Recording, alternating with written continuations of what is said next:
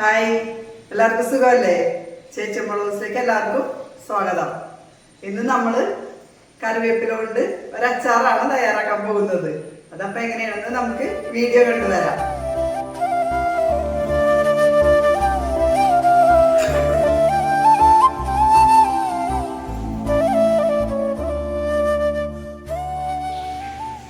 അപ്പൊ നമ്മുടെ വേപ്പില അച്ചാറിന് വേണ്ടുന്ന ഇൻഗ്രീഡിയൻസ് ഇവിടെ എടുത്തു വെച്ചിട്ടുണ്ട്. മെയിൻ ഇൻഗ്രീഡിയൻസ് വേപ്പിലയാണ്. അപ്പോൾ വേപ്പില ഇതിനൊരു പാത്രം എടുത്ത് വെച്ചിട്ടുണ്ട്.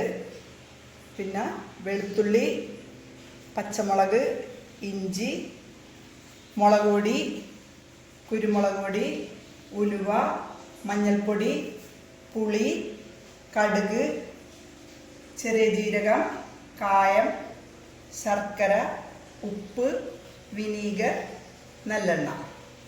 150 ഗ്രാം പുളിയുണ്ട്. ഇത് നമുക്ക് ഒന്ന് കുതിരാനിടാം. ചൂടുവെള്ളത്തിലാണ് ഞാനിത് കുതിർത്താൻ വെക്കുന്നത്.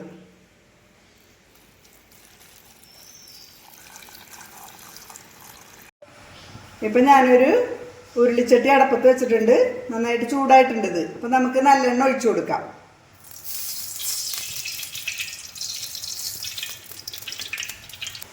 എണ്ണ നന്നായിട്ട് ചൂടായി വന്നിട്ടുണ്ട്. നമുക്ക് വേപ്പില വറുത്തെടുക്കാം.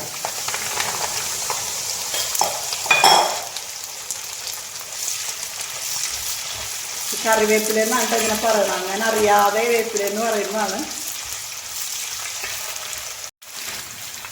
അപ്പം ഇത് കറിവേപ്പില നന്നായിട്ട് നമുക്ക് മൊരിഞ്ഞ് കിട്ടണം. ഇപ്പം നമ്മുടെ വേപ്പില എല്ലാം കറിവേപ്പില എല്ലാം മൊരിഞ്ഞ് വന്നിട്ടുണ്ട്. ഇതിപ്പോൾ ദേ ഞാൻ കാണിച്ചു തരാം. ഇതിപ്പോൾ ഇങ്ങനെ മൊരിഞ്ഞ് വരും, പൊടിഞ്ഞു വരും നമ്മൾ ഒരെണ്ണെടുത്ത് നോക്കുമ്പോൾ. പിന്നെ നമുക്കൊരു പാനിലേക്ക് മാറ്റാം.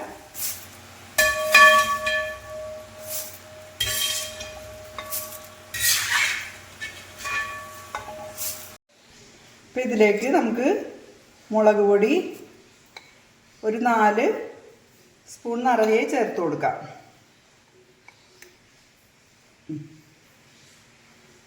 ഒരു ടീസ്പൂൺ കുരുമുളക് പൊടി, 1 ടീസ്പൂൺ മഞ്ഞൾപ്പൊടി,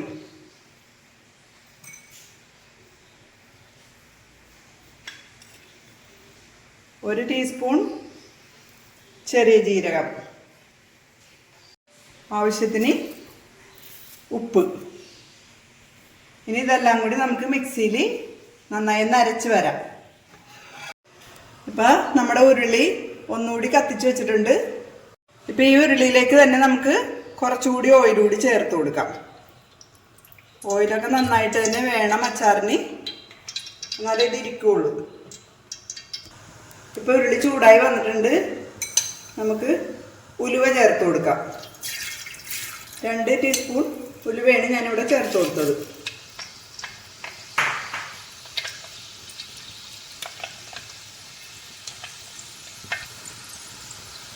ഇനി നമുക്ക് കടുക് ചേർത്ത് കൊടുക്കാം. ഉലുവ അത്രേ പൊട്ടുള്ളൂ.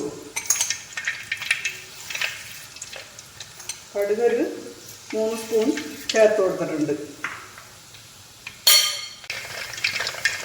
ഇനി നമുക്ക് വെളുത്തുള്ളി, പച്ചമുളക്, ഇഞ്ചി ചേർത്ത് കൊടുക്കാം.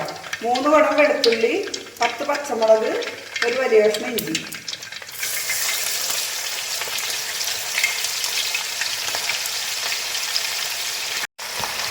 കുറച്ച് കറിവേപ്പില കൂടി ഇതിനകത്ത് ഇട്ട് കൊടുത്തിട്ടുണ്ട്.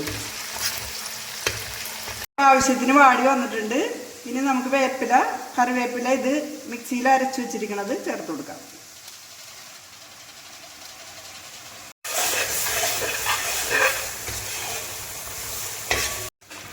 ഇതൊന്ന് എണ്ണയിൽ കിടന്ന് ഒന്ന് മൂത്ത് വരണം.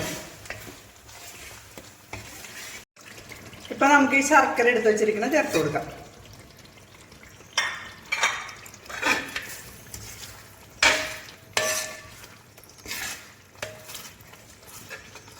ഇപ്പം നമുക്ക് വിനീഗർ ചേർത്ത് കൊടുക്കാം. ഇതിനൊരു 1/2 ഗ്ലാസ്സാണ് ഞാനിത് ചേർത്ത് കൊടുക്കണം. അപ്പം ചീത്താകാതെ ഇരുന്നോളൂ ഇത്.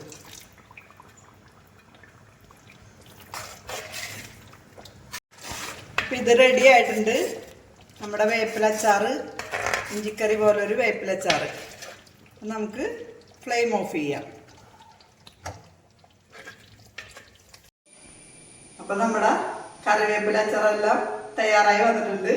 ഇതെങ്ങനെയാണ് തയ്യാറാക്കിയെന്ന് എല്ലാവരും കണ്ടു കാണുമല്ലോ. വളരെയധികം രുചികരമാണിത്. എല്ലാവരും മസ്റ്റായിട്ട് ഇത് റെഡിയാക്കി നോക്കണം. ഈ കറിവേപ്പിലയുടെ കുത്തോ കാര്യങ്ങളോ ഒന്നും ഇല്ല ഇതിന്.